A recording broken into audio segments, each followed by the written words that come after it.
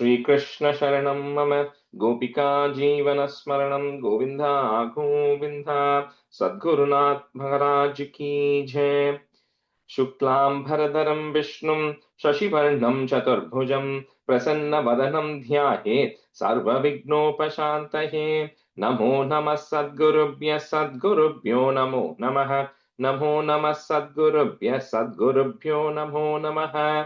सच्चिदानन्दरूपाय विश्वोत्पत्त्यादिहेतवे तापत्रय विनाशाय श्रीकृष्णाय वयं नुमः।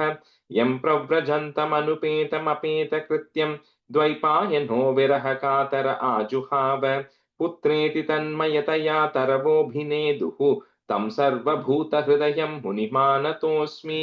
यस्वानुभावमखिल श्रुतिसारमेकम् अध्यात्मदीपम् अतिथितीर्षतां तमोन्धं संसारिणां करुणयाः पुराणगुह्यं तं व्याससूनुमुपयामि गुरुं मुनीनां। योगीन्द्राय नमस्तस्मै शुकाय ब्रह्मरूपिणे संसार सर्पदष्टं यो विष्णुरातममुमुचत् कालव्यालमुखग्रास त्रास हेतवे श्रीमद्भागवतं शास्त्रं कलोकीरेण भाषितं एतस्मादपरं किञ्चित् मनःशुद्ध्यै न विद्यते जन्मान्तरे भवेत् पुण्यं तदा भागवतं लभेत्। ज्ञानवैराग्यसम्पूर्णान् हरिभक्तिपरायणान् पूर्वाचार्यातहं वन्दे सम्प्रदायप्रवर्तकान्।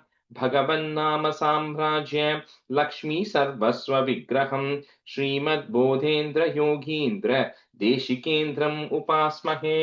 कलिकालोचितं धर्मं नाम संकीर्तनात्मकं निर्णेतुम् अवतीर्णं तं प्रेमिकं सद्गुरुं भजे। हरे रामेति कृष्णेति नाम संकीर्तनं सदा लोकक्षेमाय कुर्वन्तं प्रेमिकं सद्गुरुं भजे।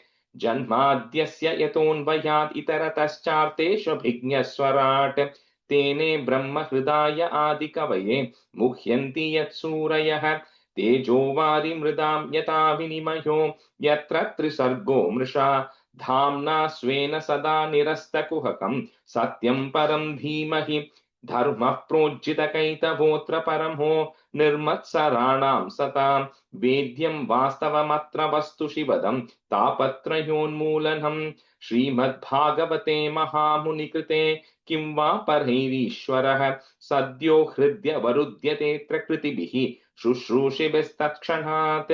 निगमकल्पतरोर्गलितं फलं शुकमुखात् अमृतद्रवसंयुतं पिबत भागवतं रसमालयं मुहुरहो रसिका भुवि भावुकाः। नारायणं नमस्कृत्य नरं चैव नरोत्तमं देवीं सरस्वतीं व्यासं ततो जयमुदीरयेत्। श्रीमद्भागवताख्योऽयं प्रत्यक्षः कृष्ण एव हि स्वीकृतोऽसि मया नाथ मुक्त्यर्थं भवसागरे। मनोरथो मदीयोऽयं सफलः सर्वदा त्वया निर्विघ्नेनैव कर्तव्यो दासोऽहं तव केशव। श्रीहरे नमः श्रीहरे नमः श्रीहरे नमः। गोपिका जीवनस्मरणं गोविन्दा गोविन्दा सद्गुरुनाथ महाराज की जय। Welcome everyone. Okay, so we have to do from 24 of 15, so we'll probably just say 24 to 50, 26 plus 3, 39. Okay. Let's see here. Shobha, you can do one half. Vijay, can you do the other half? Sure. Okay, sir. Vijay, beginning us in the second half, which one would you prefer? You can go ahead, Shobha. Yeah. Anything? Okay. You can go from 24 to 50, 26, 29. So 24 to like around 39, 37, 38. 39. Got it. Okay.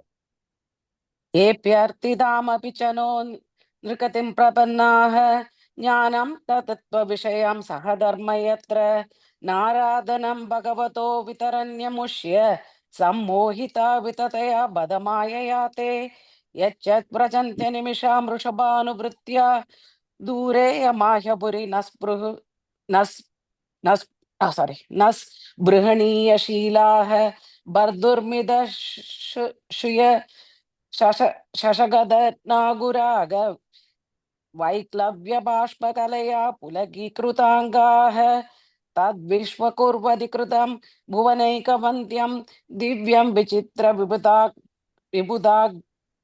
विबुधाग्र्य विमानशोचिः आहुः परां मुदमपूर्वमुपेत्य योग माया बलेन मुनयस्तदतो विकुण्ठं तस्मिन्नतीत मुनय षडसज्जमानाः कक्षा समान वयसावत सप्तमायां देवावचक्षत गृहीत गदौ परार्ध्य केयूर कुण्डल किरीट विडंग वेशौ मद्दद्विरेपवनमालिकया निवीतौ विन्यस्तयासिद चतुष्टया बाहुमध्ये वक्त्रं ब्रुवा कुडलया स्फुट निर्गमाभ्यां रक्ते क्षणेन च नमाग्र बसं तदानौ. So in the last word, cha managra bhasam tadano. Last line.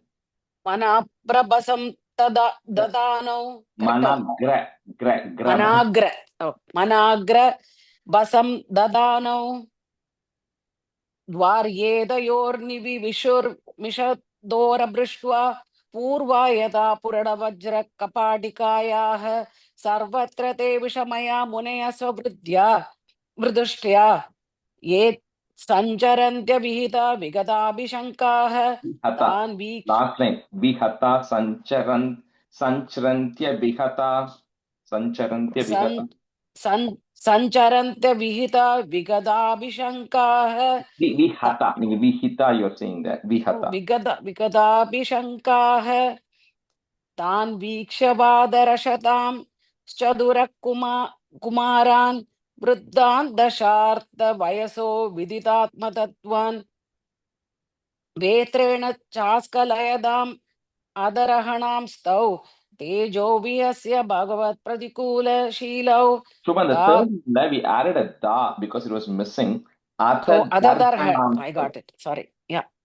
अददर्हणां स्तौ तेजो विहस्य भगवत् प्रतिकूलशीलौ ताभ्यां मिषत्वनिमिषेषु निषिध्यमानाः स्वरहत्तमाय बिहरे प्रतिहार भाभ्याम् ऊचु सुहृत्त मदिदृशीद भङ्गहीषद् कामानुजेन सहसादु उपलुप्तु दाक्षाः मुनय ऊचुः को वामिहैत्य भगवत् परिचर्य योच्चैः तद्धर्मिणां निवसतां विषम स्वभावः तस्मिन् प्रशान्त पुरुषे गद विग्रहे वाम ओ वात्मवत्पुः कयो परिशङ्कनीयः न ह्यन्तरं भगवतीह समस्त कुक्षौ आवात् आत्मानम् आत्मनि नभो नभसीव धीराः पश्यन्ति यत्र युवयो सुरलिङ्गिनो किं यत्पादिदं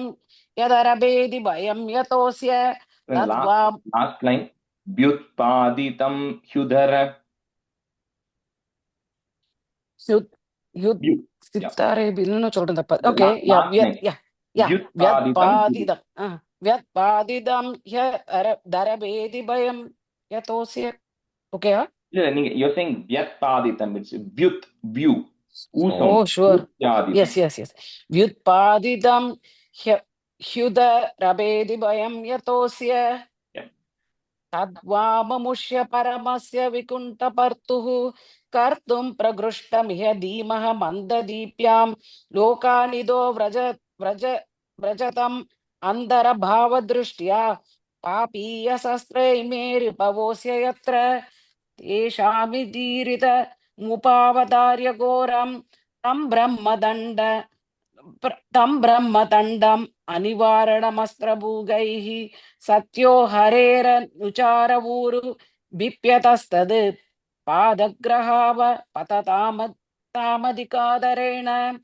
भूयादकोनि भगवद्भिरकारि दण्डो यो नो हरेद सुरहेलनमप्यशेषं मा वोनुतापकलया भगवत्स्मृतिघ्नो मोहो भवेति हधुनौ व्रजतोरदोदः एवं तदेव भगवान् अरविन्दनाभः स्वानां विभूत्य सददिग्रममार्य हृद्यः तस्मिन् ययो परमहंस महामुनीनाम् अन्वेषणीय चरणौ चलयन् सह श्रीः तं त्वागदं प्रतिहृदौ वैगं स्वपुंभिः ते चक्षताक्ष विषयं स्वसमाधिभाग्यं हंसश्रियोर्व्यजनयो शिववायुलोचत् सुप्रातपत्र केशरशीकराम्पुं शीकराम्बुं. The third line, Shubha. Hamsatriyor Vyajanayosh Shiva Vayulo Late. Hamsastriyorvyajanayo Shivavayulochate. Lo Late. நான் சொல்றேன் Lo Chat, you are saying. Lo Lat. Lo Lat. Okay, sorry. Shivavayulo Late. Subradapatra Shashi Kesara Shikarambum. Shikarambum. Yeah, stop this. Okay. ஒன்னு கூட இருக்கு 39 அல்லவா? Yeah, that's fine. Yeah. Okay, go ahead. Yeah. It's 39. Krishna prasadam sumugam smruhniyatam स्नेहावलोक कलया हृदि संस्पृशन्तं श्यामे पुदावुरसि शोभिताय श्रिया स्वश्चूडामणिं सुभगयन्तम् इवात्मदीक्ष्ण्यं बीदां सुखे पृथुनिदम्बिनि विस्फुरन्त्या काञ्चयालिभिर्विहृदया वनमालया च वल्कुप्रकोष्ठवलयं विनता सुधांसे विन्यस्तहस्तं वितरेण धुनानमब्जम्. The second line, which is a chinna correction, it's like Kanchya.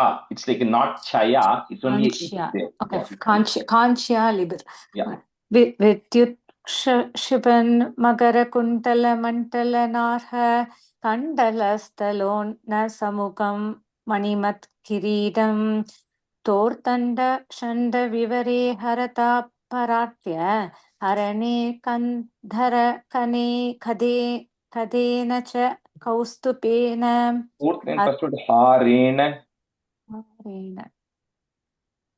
எத்தனாவது line? Line first word. ஹாரேன கந்தர. ஓகே, பாரேன கந்தர.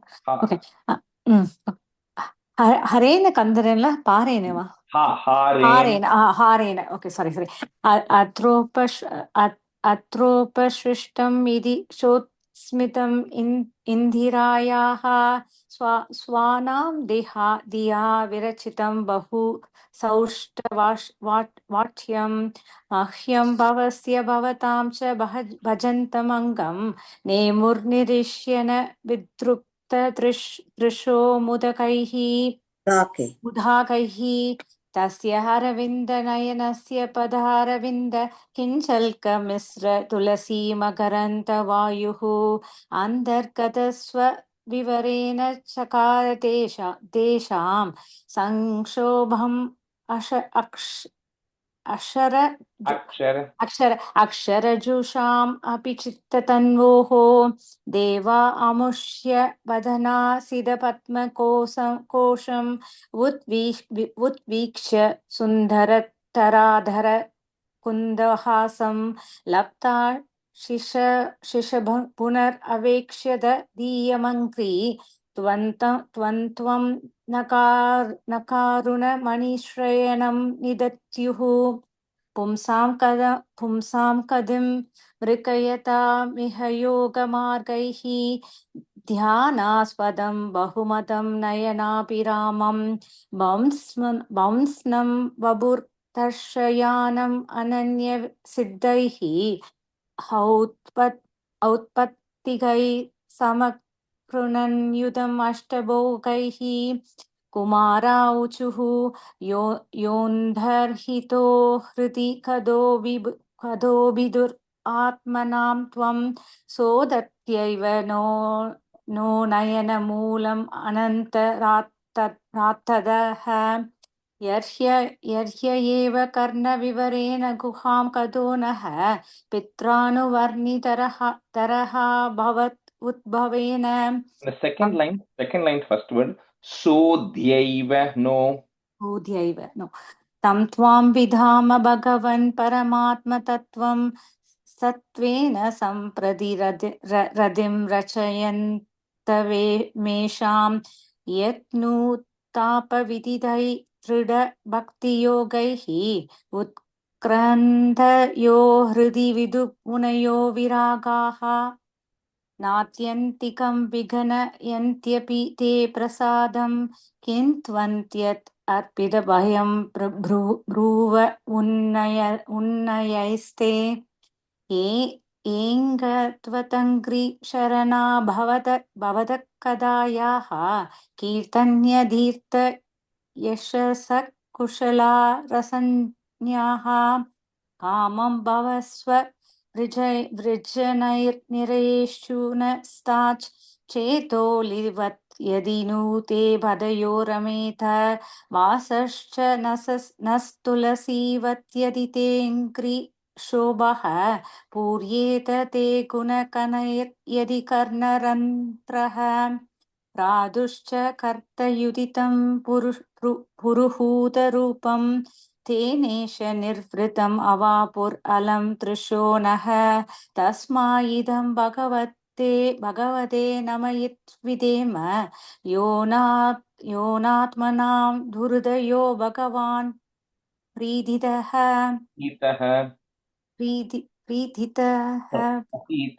last word. प्रतीतः The first line like yedidam and the word.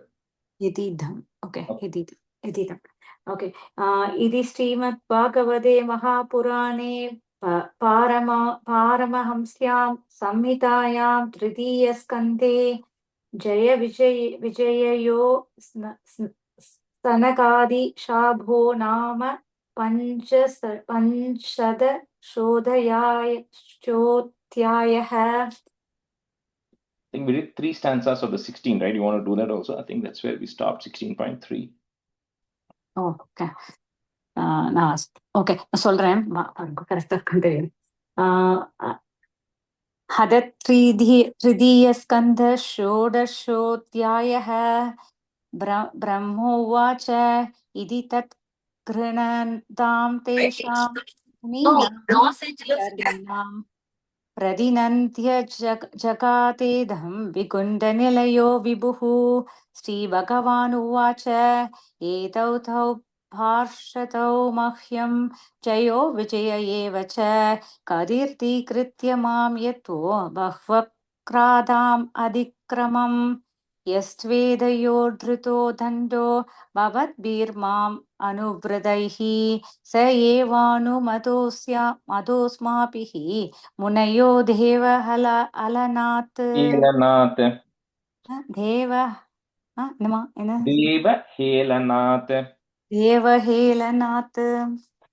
Stop. Okay, very good.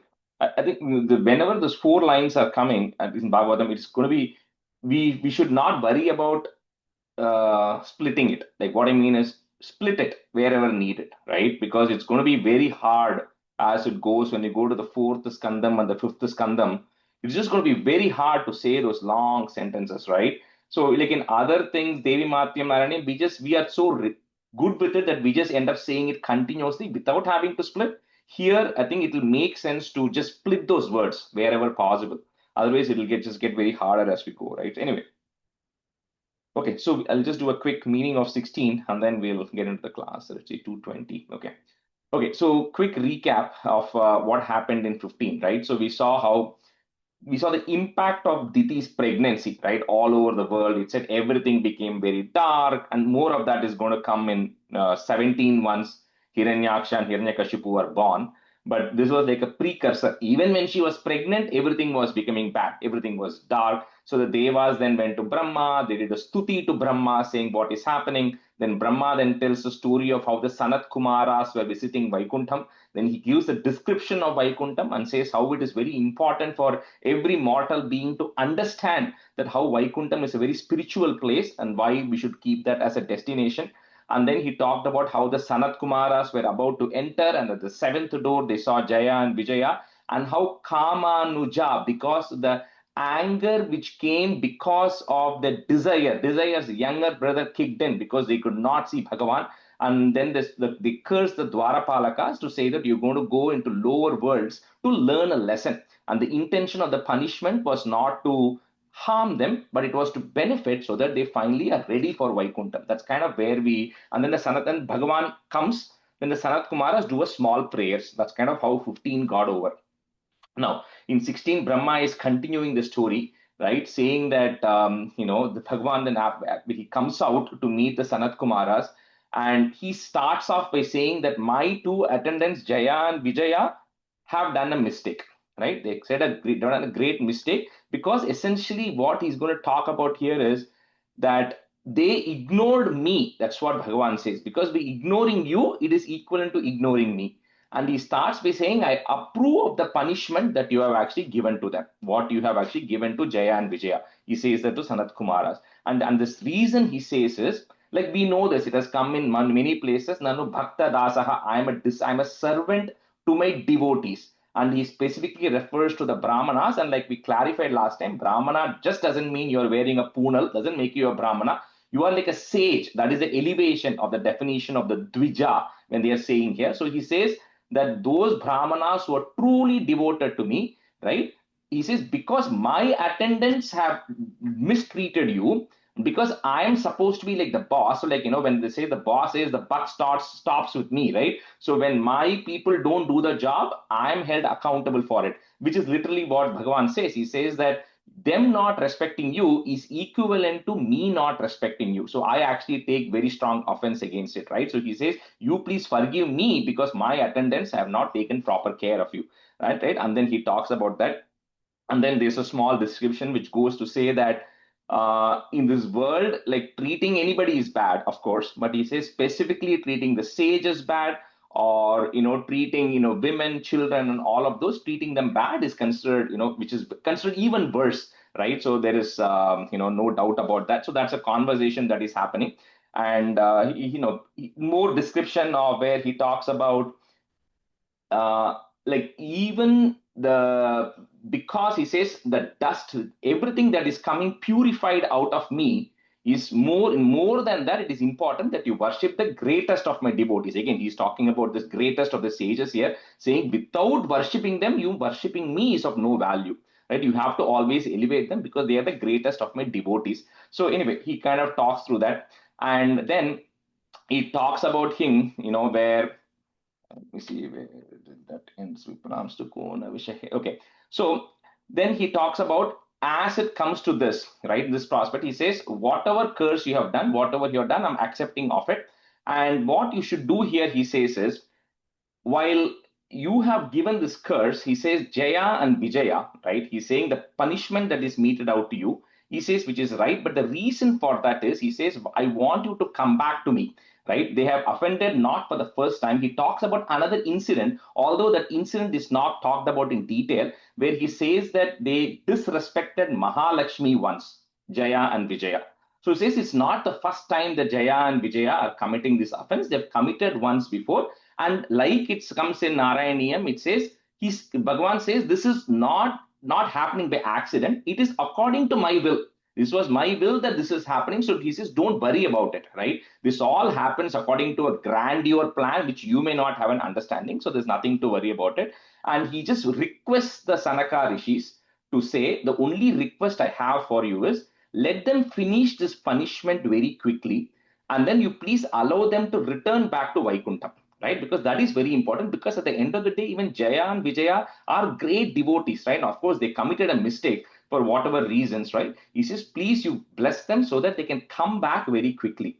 So when Bhagavan says this, Jaya and Vijaya Sanat Kumaras don't know how to respond, because they're like, hold on, we feel we made a mistake by cursing Jaya and Vijaya. We should not have acted in haste, right? So they say, you, Bhagavan, please forgive us, because as great sages, we cannot be taking this step of getting upset about these things. So he says, we ourselves learned a lesson. We also sometimes make a mistake and say, I made a mistake. So they tell Bhagavan, you please forgive us. And then they take a step back and say, we are totally fine. However, whatever decision you want to take, like if you don't want Jaya and Vijaya to be cursed, we are totally fine, because Sanaka says we have realized our mistake. We shouldn't have cursed Jaya and Vijaya. So they are also taking a step back. But Bhagavan says, no, He says, he tells to Jaya and Vijaya that while I have the opportunity to override what Sanat Kumaras did, I will not override, because that is like insulting those great brahmanas and those sages. So whatever they said is still the truth, and I am not going to override that. So he then says this, and then the Sanat Kumaras do a very small stuti to Bhagavan, saying, because they are standing right in front of them. So they do the small stuti to them. And with that, the Bhagavan then tells them, okay, everything is fine. He tells Jaya and Vijaya, you both are going to go, and you are going to then follow the path of Samrambha Yogena, which is the yoga of fear. Now, the question that comes is, how can fear be a yoga? Because yoga is considered something that leads to yuj, something that leads to union with God, right? So, while there are different types of devotion, which Prahlada is going to talk about later, when it comes to just bhakti margam, when it comes to just bhakti to Bhagavan, there are several ways you can show bhakti itself. So one of them is you can respect Bhagavan, you can treat him like a Bhagavan, or you can do a servant relationship or friendship, which is very similar to what Prahlada is going to talk about. But the point being, you have to channelize your energy towards that Bhagavan, no matter what that energy is. So when we are going and worshipping, we are taking positive energy and channeling towards Bhagavan. In Samrambha Yogena, you are taking all that negative energy of hatred and anger, but the difference is you are not targeting it at somebody else. Then it is considered bad. But they're saying you take that same energy and you focus it towards Bhagavan. Your object of focus is still that same Bhagavan, right? You're only focusing on that one person, which is Bhagavan, and you're putting all your energy towards him or her, but with negativity. That's the only difference between regular yoga and Samrambha yoga.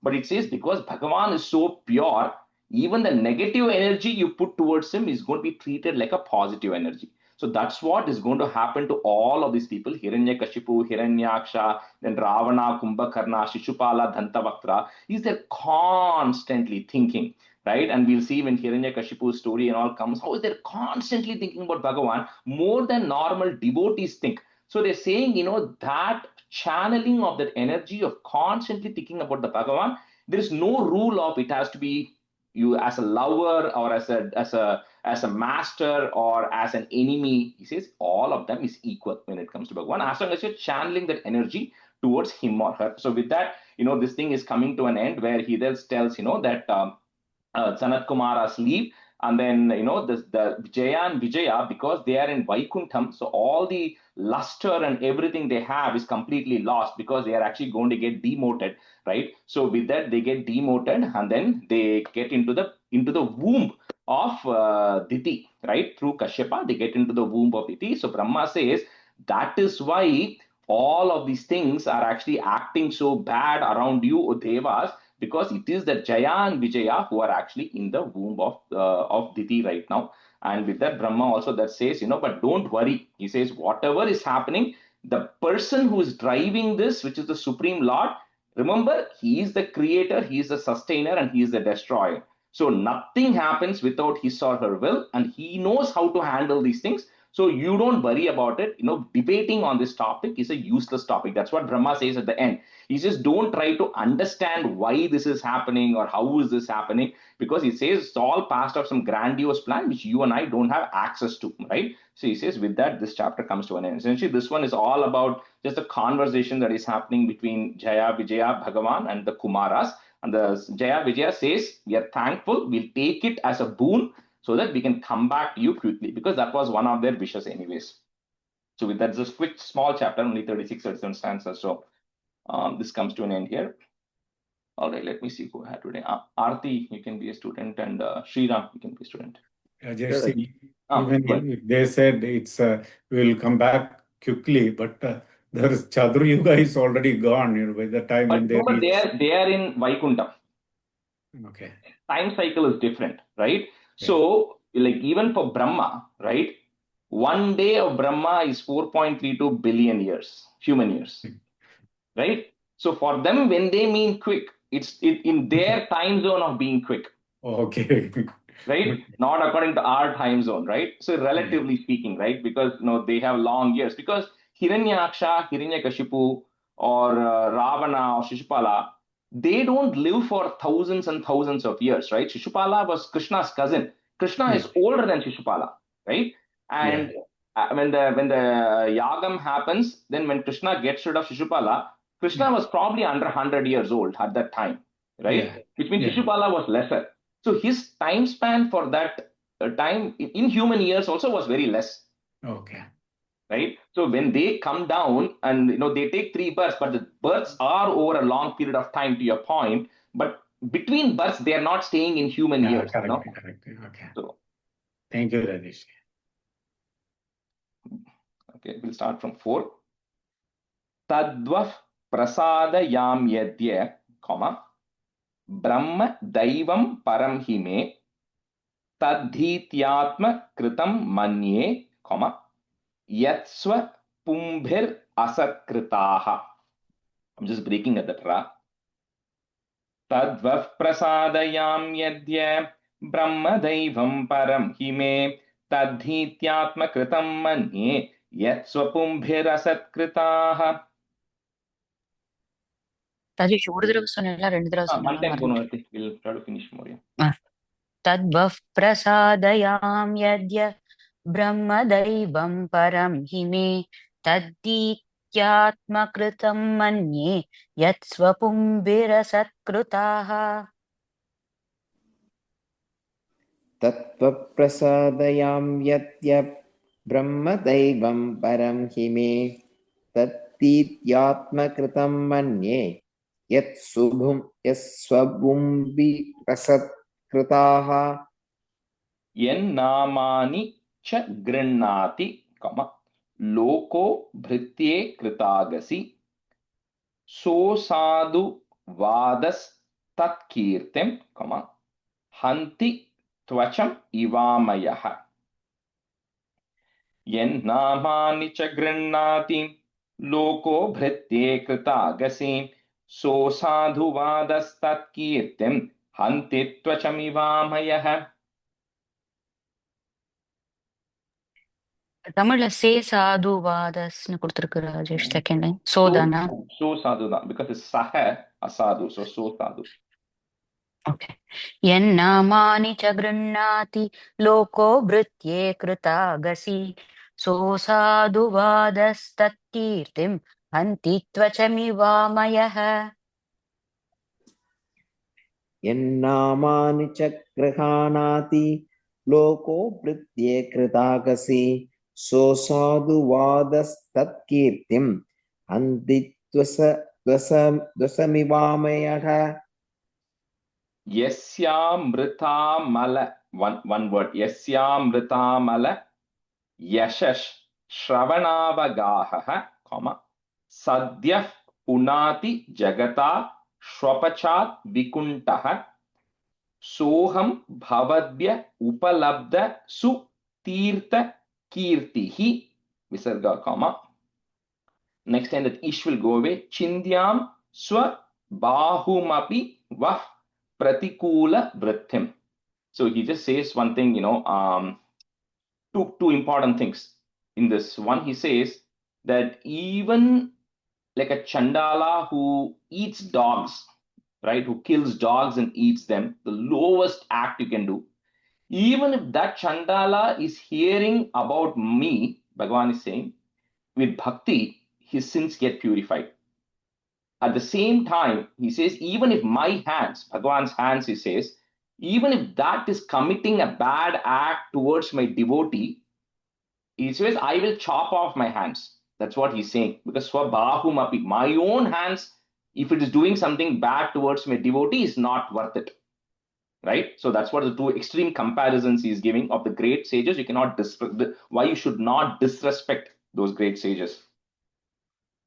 Yasyamhritamalayyashashravanavagaha sadyah punati jagadashwapachat vikuntah soham bhavadya upalabdha sutirtha kirtihi chindyam swabhahumapi vah pratikula vrittim. यस्यामृतामलयशश्रवणावगाहः सद्यः पुनाति जगदाश्वपचात् विकुण्ठः सोऽहं भवद्भ्य उपलब्धसुतीर्थकीर्तिः चिन्त्यां स्वबाहुमपि वः प्रतिकूलवृत्तिम्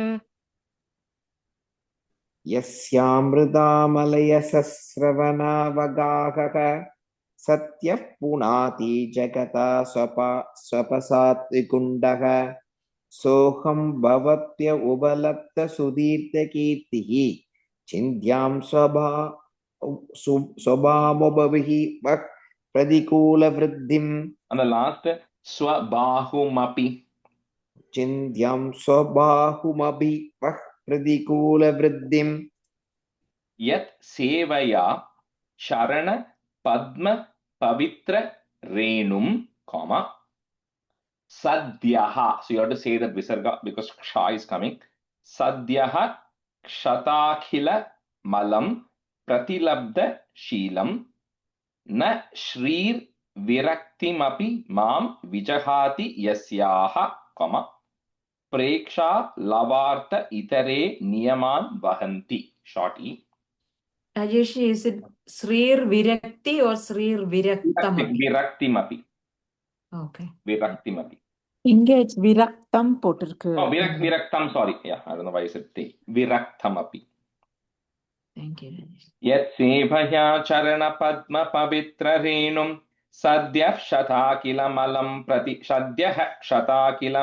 pratilabda sheelam na shrir viraktamapi mam vichahati yasyaha preksha lavarta itare niyaman vahanti.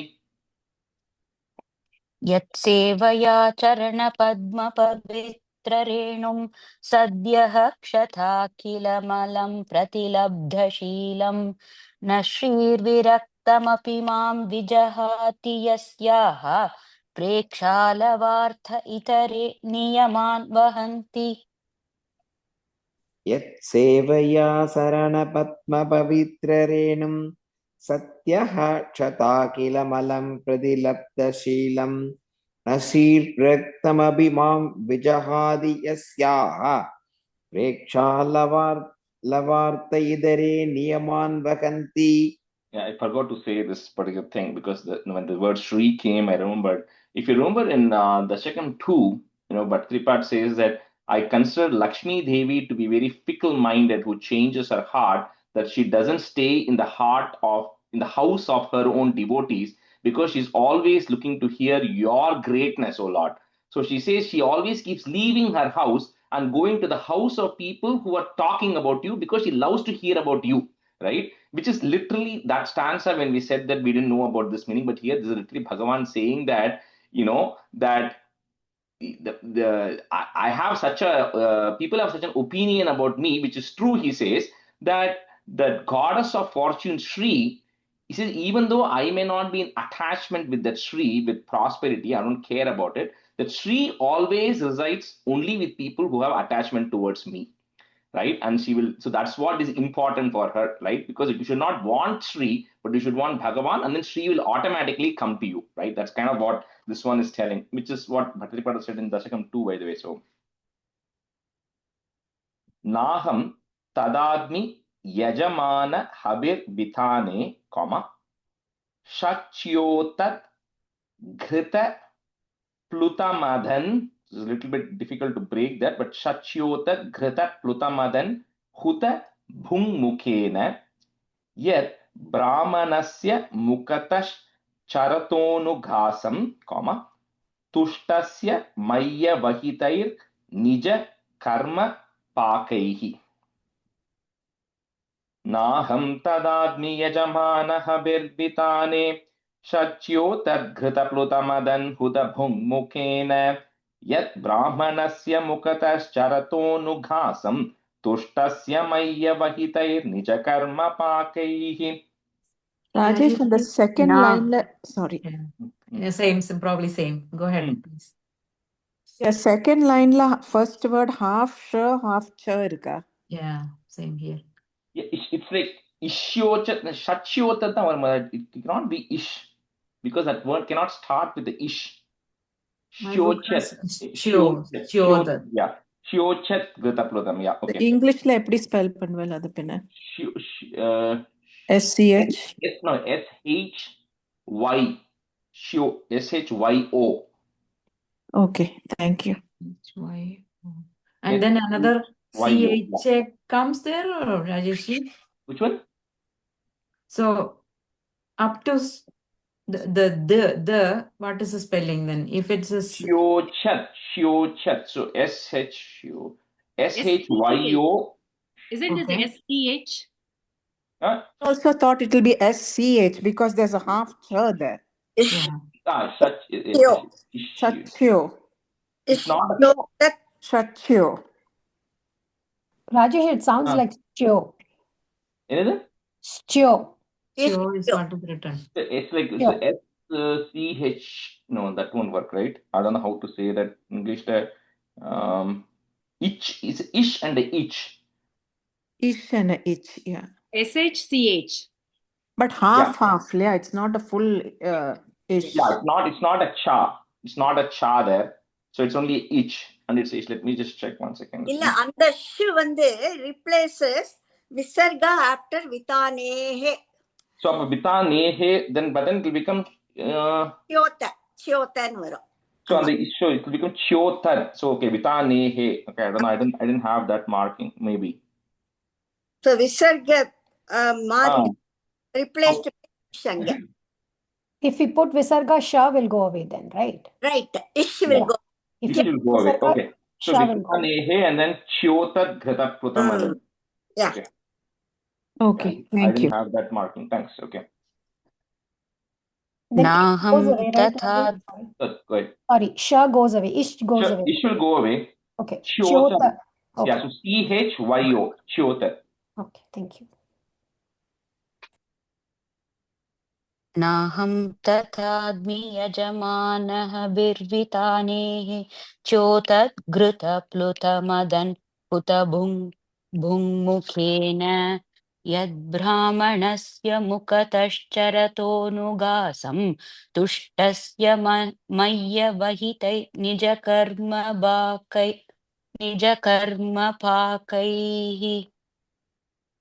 नाहं तदात्मि यजमानः बिर्विदानेः चोतत्कृतप्लुत अदन् उदमुखेन यत् ब्राह्मणस्य मुखतश्चरतोऽनुकासं तुष्टस्य मय्यवहितैर्निजकर्मभागैः.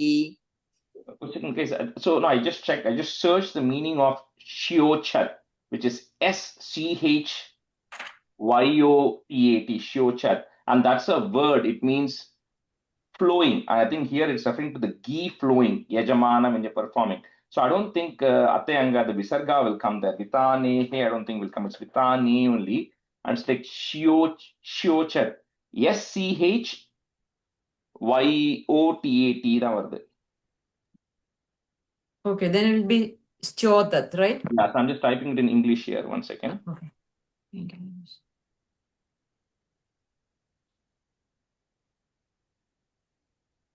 Sure. I just typed it in English. So it's like ish and a ich. Shotad. Okay, so the visarga will not be there after vitanehe.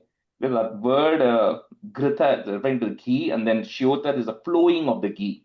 That's a word, looks like. So I'll double check, but for now, we'll just remove the visarga. Okay. You good. Sriram, I forget. I think you did. Okay. Yeah. Yesham bibharmyaham. I'm going to break at the mark. Bibharmyaham akhanda vikuntha yoga. Put a plus. Maya vibhutir. I'm just breaking at the ra. Maya vibhutir amalangri rajah kiritaihi.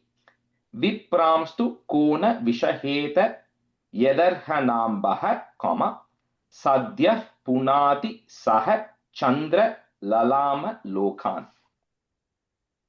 Yesham bhibarmyaham akhanda vikuntha yoga maya vibhuti ramalangri raja kiritaihi विप्रांस्तु को न विषहेत यदर्हणाम्बः सद्यः पुनाति सह चन्द्रललामलोकान्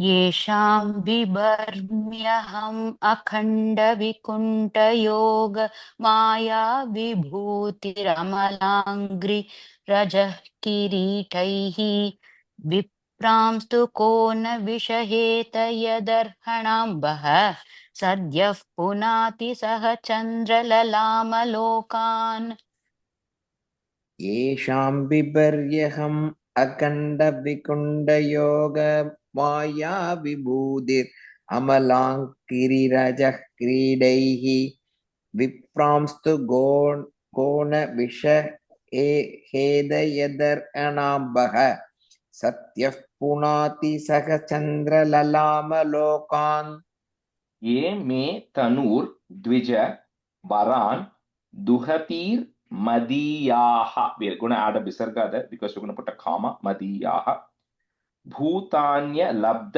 शरणानि च भेद बुद्ध्या द्रक्ष्यन्त्यघ क्षत दृशो ह्यहि मन्यवस्थान् comma गृध्रा Rusha मम कुशन्त्यदि दण्ड. You cannot break that word. कुशन्त्यदि दण्ड नेतुः.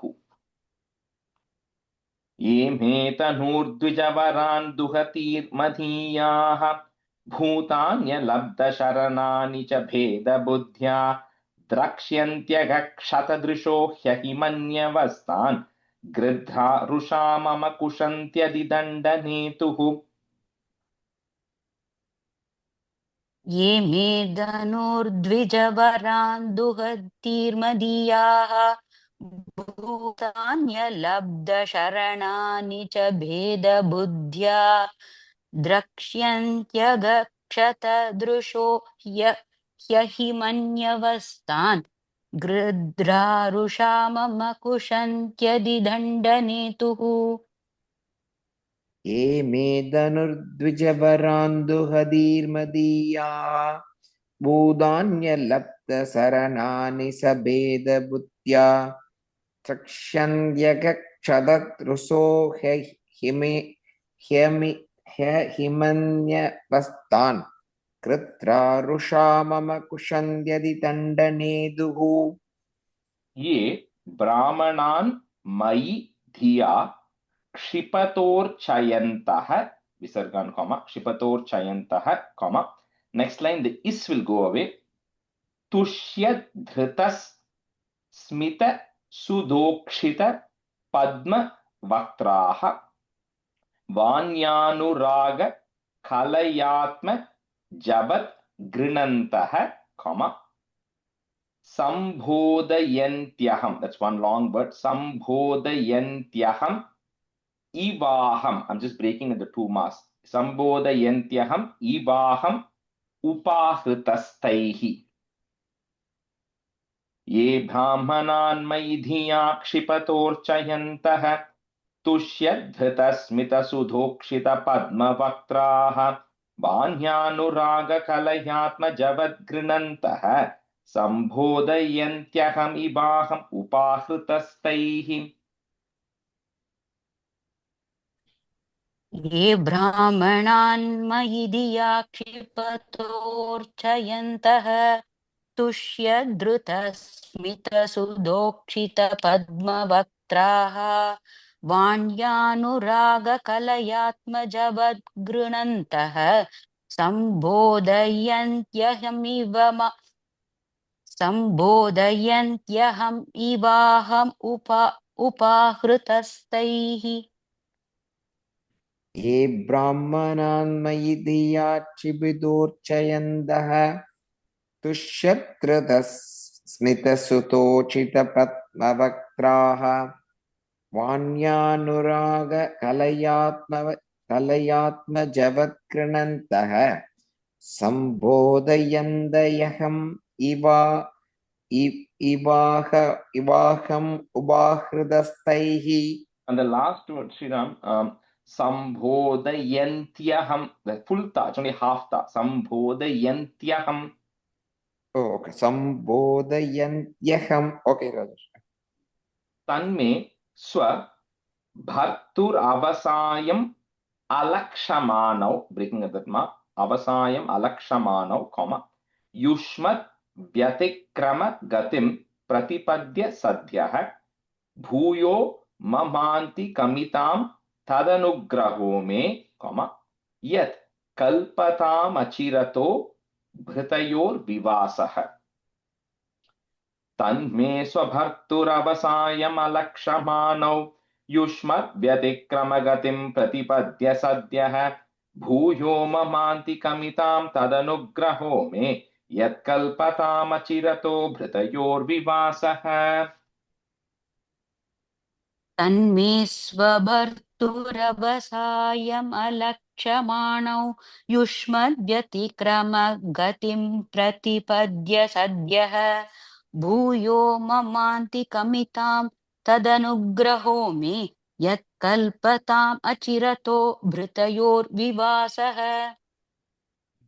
तन्मे स्वभर्दुरवसायमलक्षमाणौ युष्मद्व्यतिक्रमगतिं प्रतिपद्य सत्यः भूयो ममान्ति कमितां तदनुग्रहो मे यत्कल्पतामसिरतो प्रदयोर्विवासः ब्रह्मोवाच अथ तस्योषतीं देवीं long e, we're breaking at that ma, im, comma. Next word starts with the r, rishikulyam saraswatim नास्वाद्य Manyu दष्टानां, comma, तेषाम् आत्माप्य तृप्यत ब्रह्मोवाच अत तस्योषतीं देवीं ऋषिकुल्यां सरस्वतीं नास्वाद्य मन्यु दष्टानां तेषामात्माप्य तृप्यत ब्रह्मोवाच अत तस्योषतीं देवीं ऋषिकुल्यां सरस्वतीं नास्वाद्यमन्युदष्टानां तेषाम् आत्माप्यतृप्यथ ब्रह्मोवाच अदतस्योषतीं देवीं ऋषिकुल्यां सरस्वतीं नास्वाद्य मन्युदष्टानां देशाम् आत्माव्यतृप्यतः तृप्यत आत्मां तृप्यत.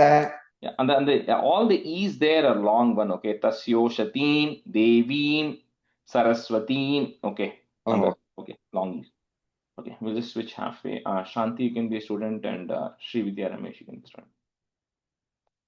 Satim Vyadhaya Shrinvanto, comma, Lagvim Gurvarta Gahwaram, Bigahyagada, one word, Bigahyagada Gambhiram, comma, न विदुस्तच् चिकीर्षितम् सतीं व्यादाय शृण्वन्तो लग्वीं गुर्वर्त गह्वरां विगाह्यागाधगम्भीरां न विदुस्तच्चिकीर्षितम् अतीं व्यादाय शृण्वन्तो लघ्वीं गह्वारां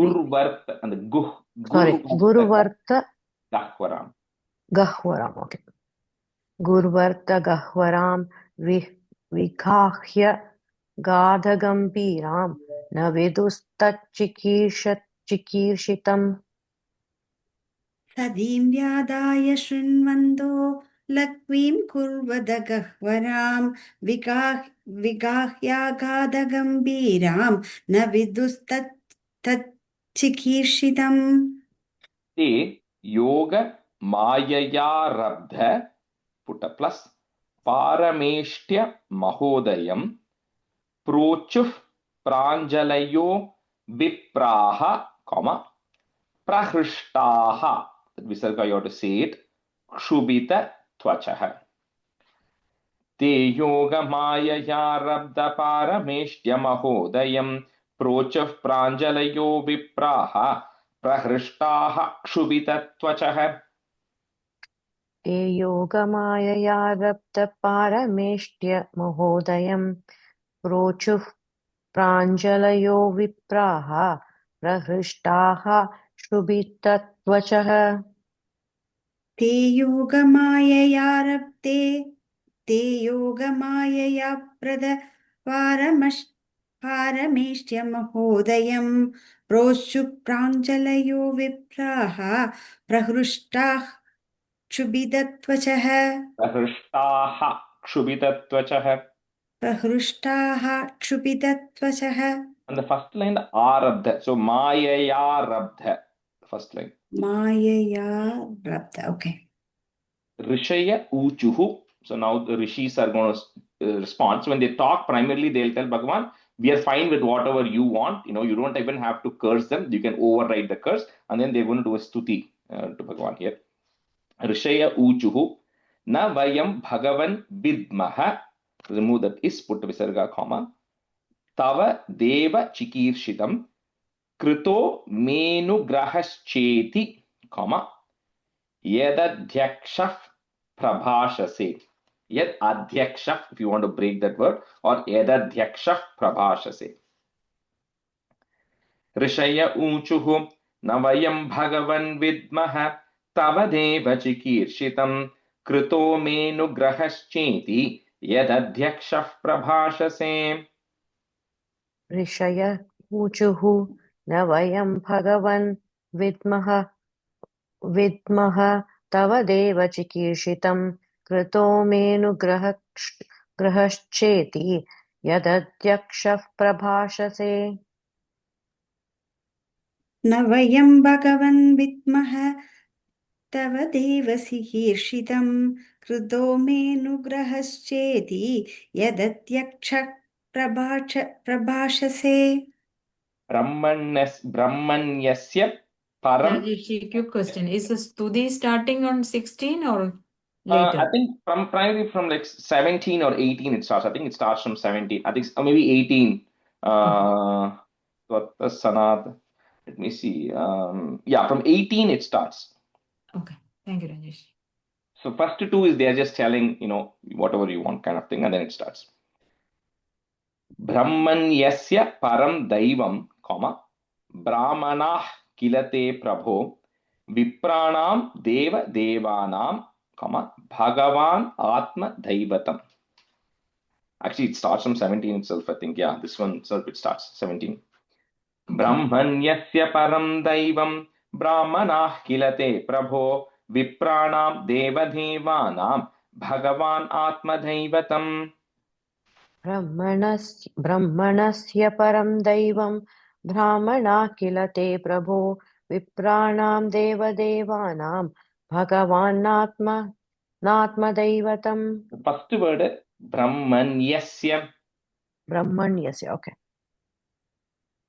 ब्रह्मण्यस्य परं दैवं ब्राह्मणाः किल ते प्रभो विप्राणां देवदेवानां भगवान् आत्मदैवतम्.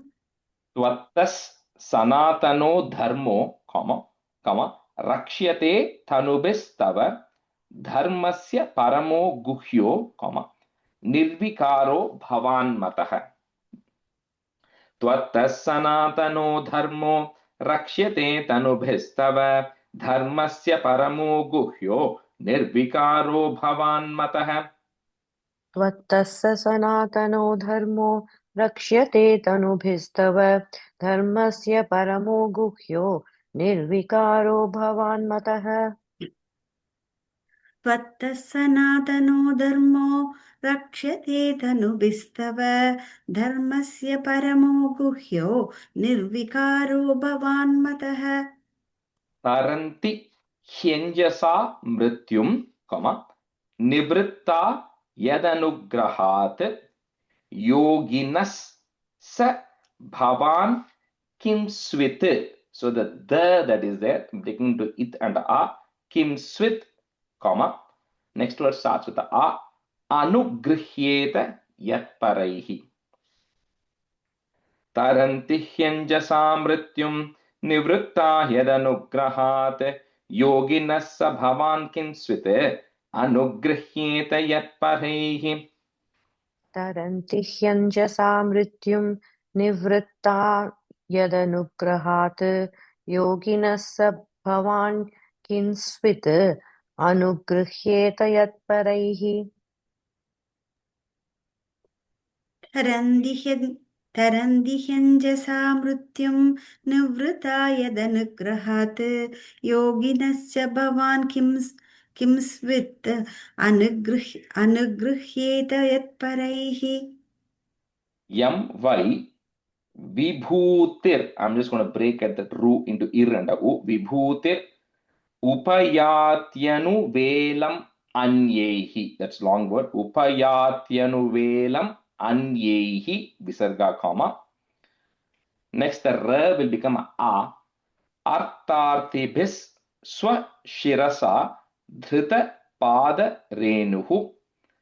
Dhanyarpitangri tulasi long e.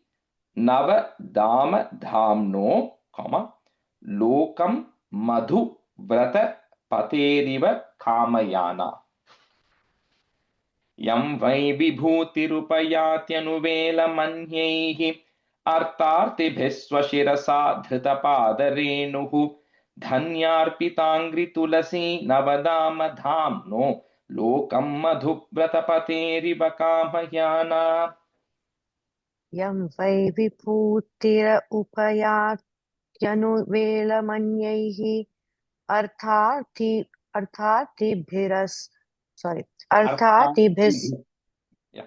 अर्थातिभिस्वशिरसा धृतपादरेणुः धन्यार्पिताङ्घ्रितुलसी नवदामदाम्नो लोकं मधुव्रतपतेरिव कामयाना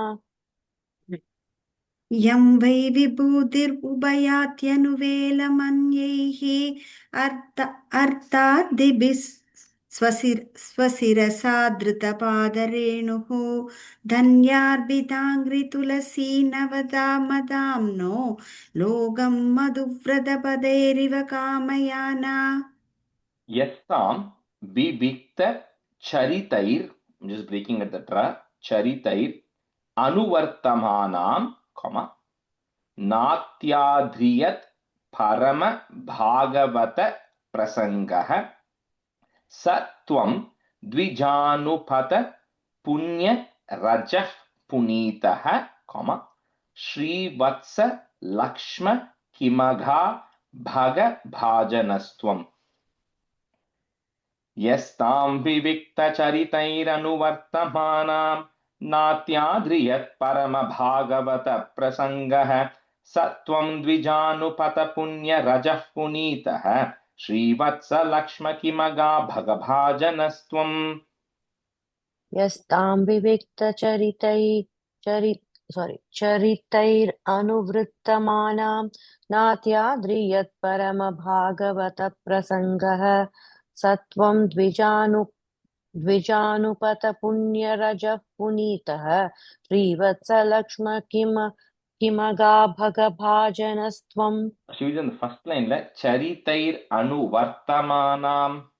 Okay, चरितैरनुवर्तमानम् यस्तां विविक्तचरितैरनुवर्तमानां नात्यात्रियत् परमभागवतप्रसङ्गः सत्वं द्विजानुपदपुण्यरजपुनीतः श्रीवत्सलक्ष्मकिमगा भगभाजनस्त्वम् धर्मस्य ते भगवतस् त्रियुग त्रिभिः स्वैः कॉमा पद्भिश् चराचरमिदं द्विज देवतार्थं नूनं भृतं तदभिघाति रजस्तमश्च कॉमा सत्वेन नो वरदया तनुवा निरस्य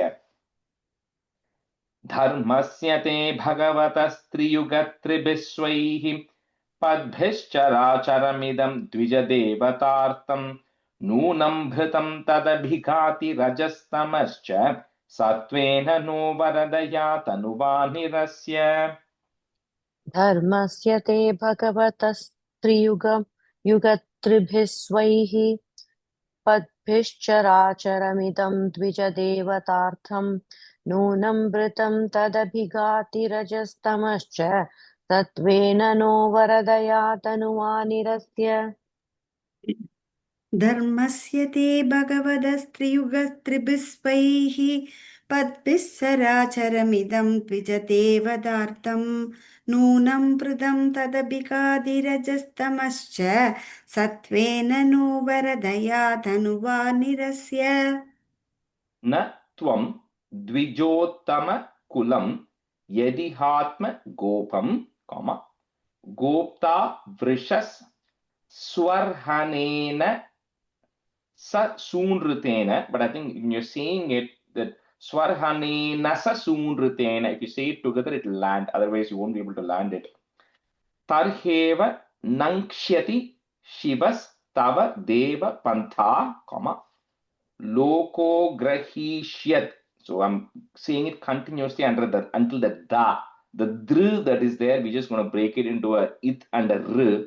So loko grahishyat rishabhasya tat pramanam. Natvam dvijottamakulam yadihatma gopam gopta vrishasvarhanena sasunritena tarhyeva nankshyati shivastava deva pantha loko grahishya drishabhasya hitat pramanam. न त्वं द्विजोत्तमकुलं यदिहात्मगोपं गोप्ता वृषस्वः स्वर्हवनेन ससूनऋत्तेन तर्ह्य Swarhanena sasunritena.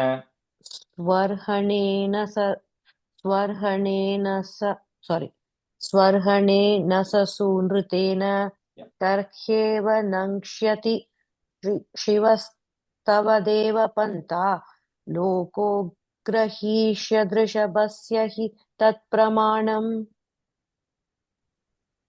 न त्वं द्विजोत्मकुलं यदिहात्मकोपं कोप्ता वृषस्पर्हणेन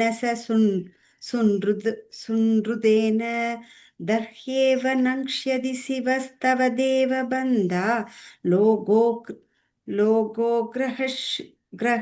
लोगोग्रहीष्यत् वृषभस्य हि तत्प्रमाणम् तत्तेन भीष्टमिव सत्व निधेर विदित्सोः क्षेमं जनाय निज शक्तिभिर I'm just breaking at the root शक्तिभिर उद्धृतारेः नैतावता त्र्यधिपतेर बत विश्व bhartus. We are going to say that together with the next line. So bhartus, put a plus.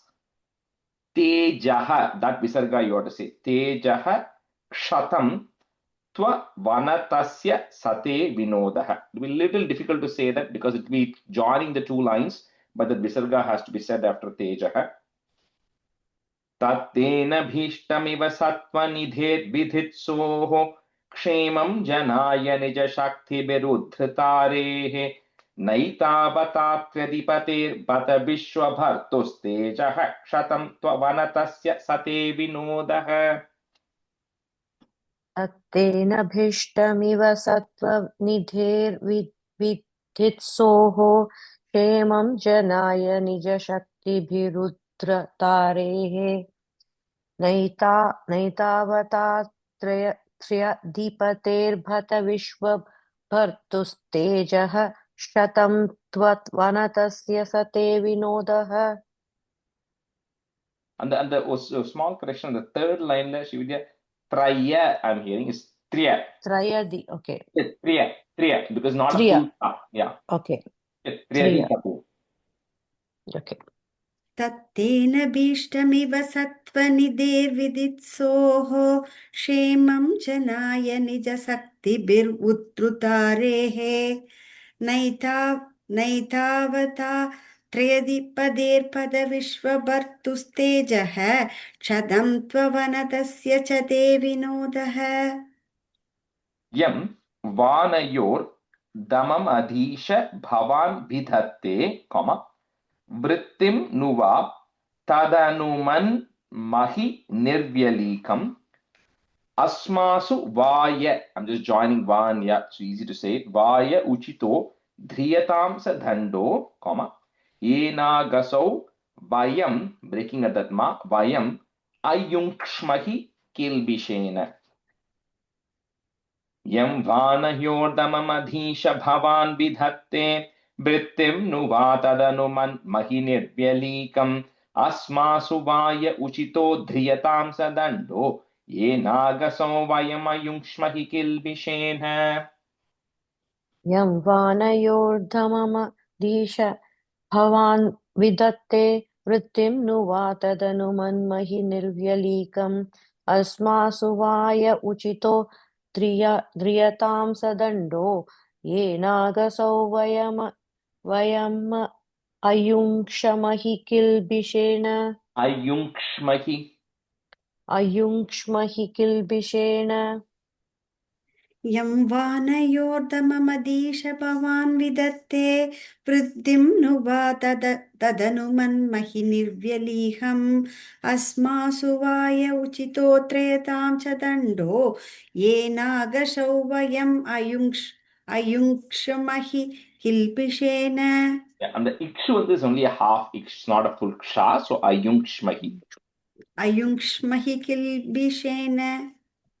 All right, we'll just switch last half. Jay Shri Shankar, you can be a student, and Vani, you can be a student. Sri Bhagavanu Vacha. So that stuti ended there in the previous stanza. Sri Bhagavanu Vacha. Etau suretara gatim pratipadya sadhyah, samrambha sambhrita samadhyanubhadda yogau bhuyas sakasham upayasyata ashu yovah shapo mayaiva nimitas tadavaita vipraha. So like we said, this is where he says that, this was originally ordained by me. It was originally my intention. So, it is going to happen. And so they are going to fall down into a lower consciousness, right? So even though they're going to be born out of Kashyapa and Diti, they themselves are going to be of evil-minded, lower consciousness. But eventually they will unite with me through the Samrambha Margena. Sri Bhagavanuvacha Etau suretara प्रतिपद्य सद्यः संरम्भ संभृत समाद्यनुभद्ध योगौ भूयः सकाशम् उपयास्यत आशु योवः शापो मयैव निमितस्तदवैत विप्राः. श्रीभगवानुवाच एतौ सुरेतरगतिं प्रतिपद्य सद्यः संरम्भ संभृतसमाध्यनुबद्धयोगौ भूयः सकाशम् उपयास्यत आशु योवः शापो मयैव निमितस्तदवैत विप्राः. श्रीभगवानुवाच एतौ सुरेतरगतिं प्रतिपद्य सद्यः संरम्भ संभृतसमाध्यनुबद्धयोगौ भूयः सकाशमुपयास्यत आशु योवः शापो मयैव निमितस्तदवैत विप्राः. ब्रह्मोवाच अथ ते मुनयो दृष्ट्वा नयनानन्द भाजनं वैकुण्ठं तदधिष्ठानं विकुण्ठं च स्वयं प्रभम्. ब्रह्मोवाच अथ ते मुनयो दृष्ट्वा नयनानन्द भाजनं वैकुण्ठं तदधिष्ठानं विकुण्ठं च स्वयं प्रभम्. ब्रह्मोवाच अत ते मुनयो दृष्ट्वा नयनानन्दभाजनं वैकुण्ठं तदधिष्ठानं विकुण्ठं च स्वयं प्रभम्. ब्रह्मोवाच अथ ते मुनयो दृष्ट्वा नयनानन्दभाजनं वैकुण्ठं तदधिष्ठानं विकुण्ठं च स्वयं प्रभम्. भगवन्तं परिक्रम्य प्रणिपत्यानुमान्य च one word प्रतिजग्मुः प्रमुदिताः शंसन्तो वैष्णवीं श्रियम्. भगवन्तं परिक्रम्य प्रणिपत्यानुमान्य च प्रतिजग्मुः प्रमुदिताः शंसन्तो वैष्णवीं श्रियम्. भगवन्तं परिक्रम्य प्रणिपत्यानुमान्य च प्रतिजग्मुः प्रमुदिताः शंसन्तो वैष्णवीं श्रियम् भगवन्तं परिक्रम्य प्रणिपत्यानुमान्य च प्रतिजग्मुः प्रमुदिताः शंसन्तो वैष्णवीं श्रियम् भगवान् अनुगावाह यातं मा वैष्टमस्तुषं ब्रह्म तेजस् समर्थोऽपि हन्तुं नेच्छे मतं तुमे। भगवान् अनुगावाह यातं मा वैष्टमस्तुषं ब्रह्म तेजः समर्थोऽपि हन्तुं नेच्छे मतं तुमे। भगवान् अनुगावाह यातं मा भैष्टमस्तुषं ब्रह्म तेजसमथोऽपि हन्तुं नेच्छे मतं तुमे। भगवान् अनुगावाह यातं मा भैष्टमस्तुषं ब्रह्म तेजस्समर्थोऽपि हन्तुं नेच्छे मतं तुमे। Here is saying, na, even though I can overrule it, he's telling Jaya and Vijaya, don't worry about it. Go ahead, things will work out, kind of, right? Etat puraiva nirdishtam, ramaya krudhaya yada purapa varita dwari, vishanti mayupharate. Etat puraiva nirdishtam ramaya krudhaya yada पुरापवारिता द्वारि विशन्ति मय्युपारते। एतत् पुरैव निर्दिष्टं रमया क्रुद्धया यदा पुरापवारिता द्वारि विशन्ति मय्युपारते।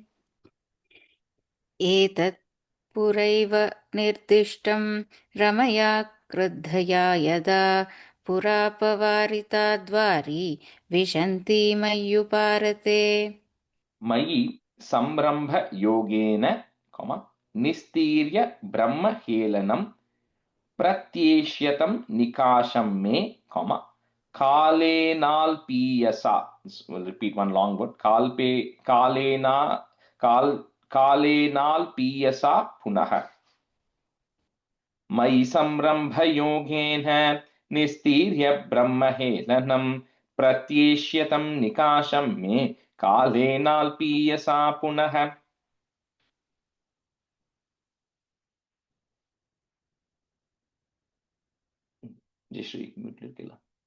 Oh, sorry, I was on mute. Sorry. मयि संरम्भयोगेन निस्तीर्य ब्रह्महेलनं प्रत्येष्यतं निकाशं मे कालेनाल्पीयसा पुनः।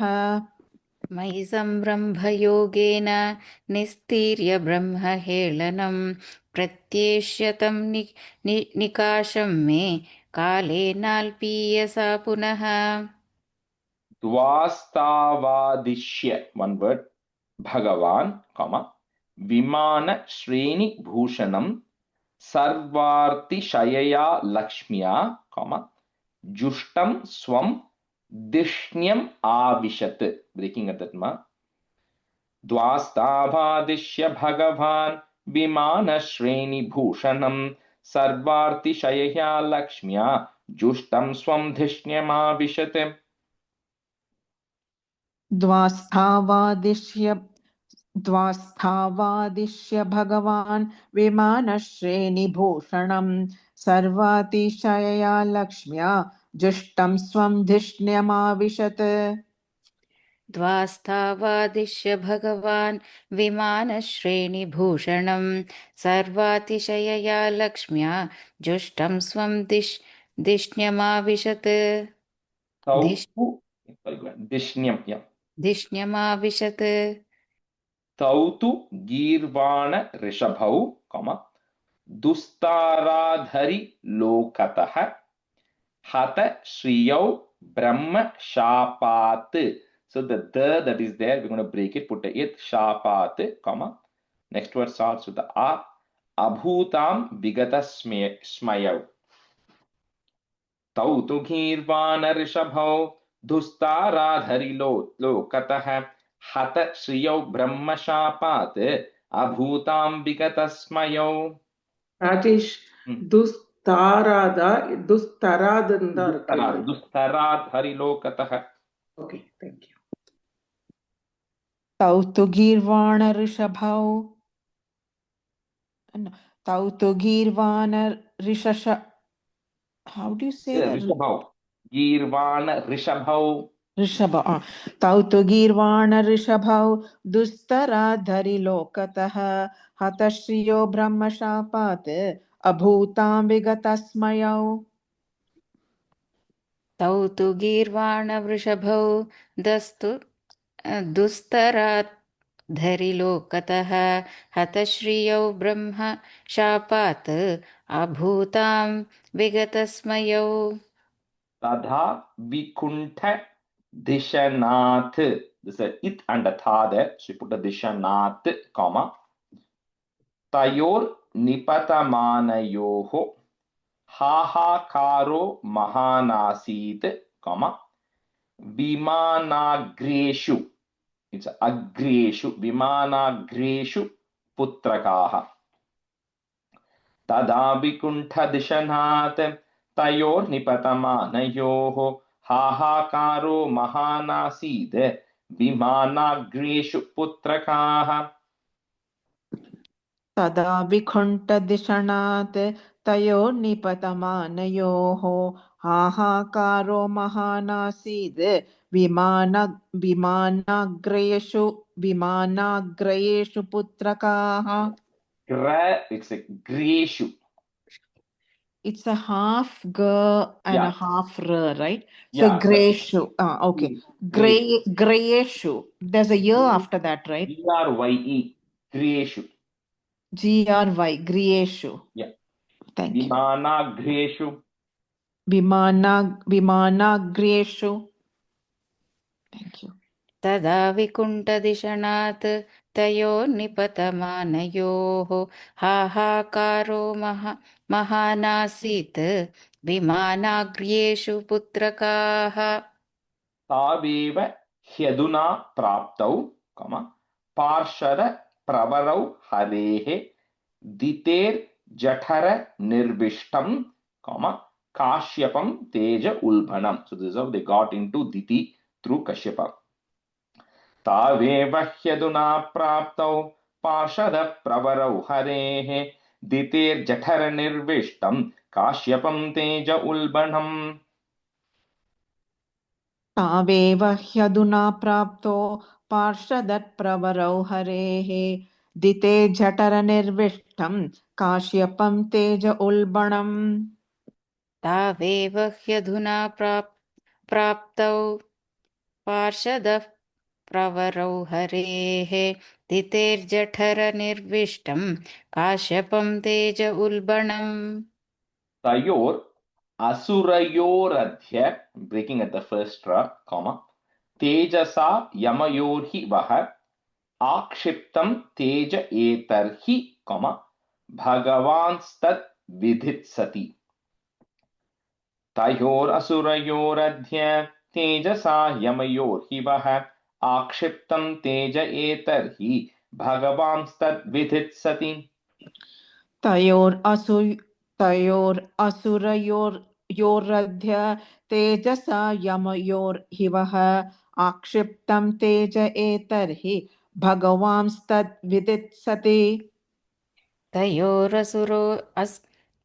तयोरसुरयोरद्य तेजसा मययोर्हिवः आक्षिप्तं तेज एतर्हि भगवांस्तद्विधित्सति. Want to go to the first line? Yamayorhi vaha. तयोरसुरयोरद्य तेजसा यमयोर्हिवः right? Yeah. Vishwasya yes.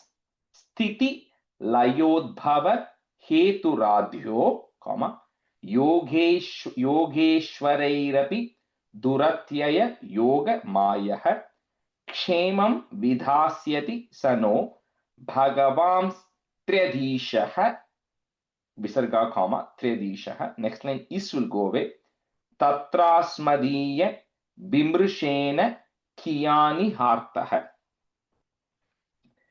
विश्वस्य यस्थितिलयोद्भवहेतुराध्यो योगेश्वरैरपि दुरत्यययोगमायः क्षेमं विधास्यति स नो भगवांस्त्रिदीशः तत्रास्मदीयविमृशेन कियानिहार्तः. विश्वस्य यस्थितिलयोद्भवहेतुराद्यो योगेश्वरैरपि दुरत्यययोगमायः क्षेमं विधास्यति स नो भगवांस्त्रयदीशः तत्रास्मदीयविमृशेन कियानिहार्थः. The same thing you get to आमां त्रिय त्रिय not traya. त्रिय ओके थैंक्स. विश्वस्य यस्थितिलयोद्भव हेतुराद्यो योगेश्वरैरपि दुरत्यययोगमायः क्षेमं विधास्यति स नो भगवांस्त्रिधीशः तत्रास्मदीय विमृशेन कियानिहार्थः.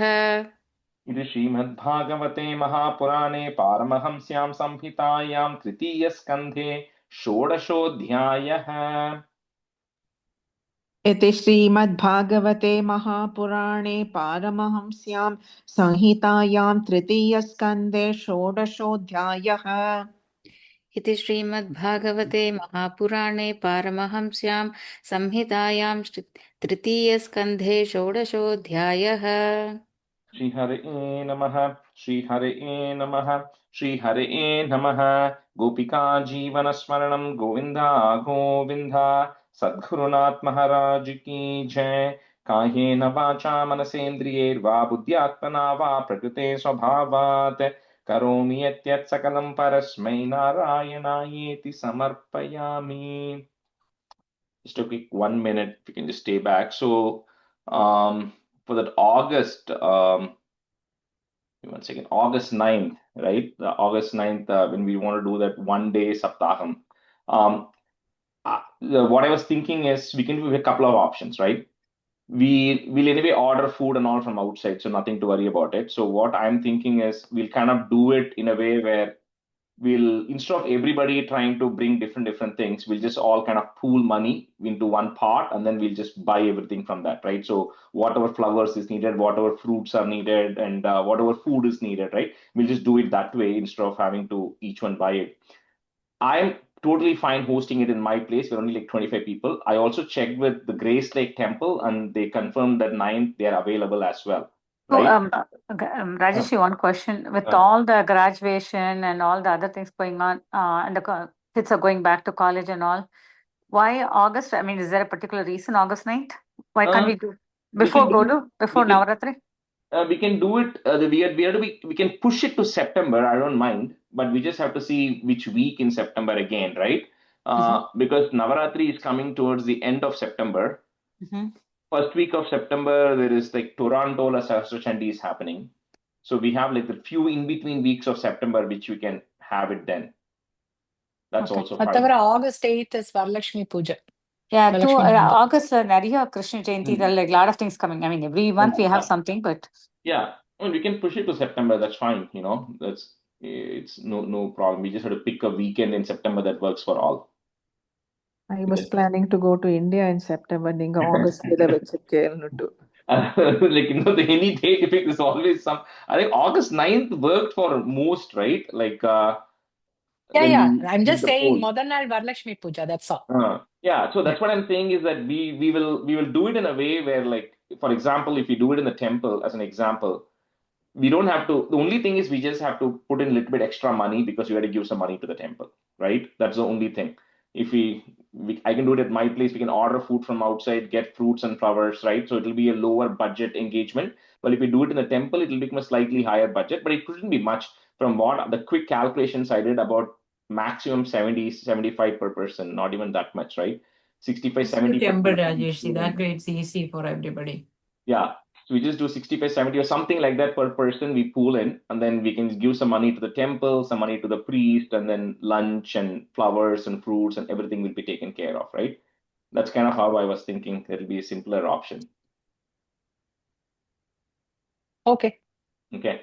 Unless if anybody has any other suggestions, please, there's no hard and fast rule or anything here. So I'm flexible with whatever majority wants to do. Okay. Anyway, think over it and you just post in the group, and then we'll, if everything is good, then we can finalize it and then let the temple also know if you're going to be doing it in the temple. That's all. I think already you have opened the poll, right? Yeah. I think poll is already open, right? I think that people have already voted on the date.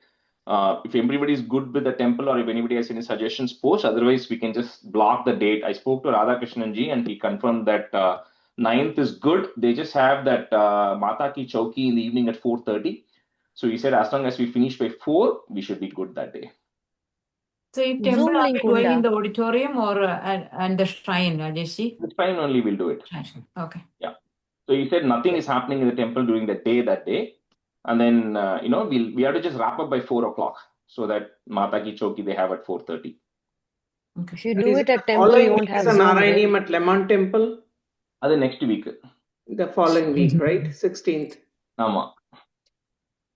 Yeah. Yeah, but so one time you come north, one time we'll come south. Even south. Thanks, Rajesh. Okay, anyway, we have 2 more months, so we'll figure it out. Okay. All right. Thank you, Thank you. Rajesh. Thank you. Thank you. Thank Bye. you.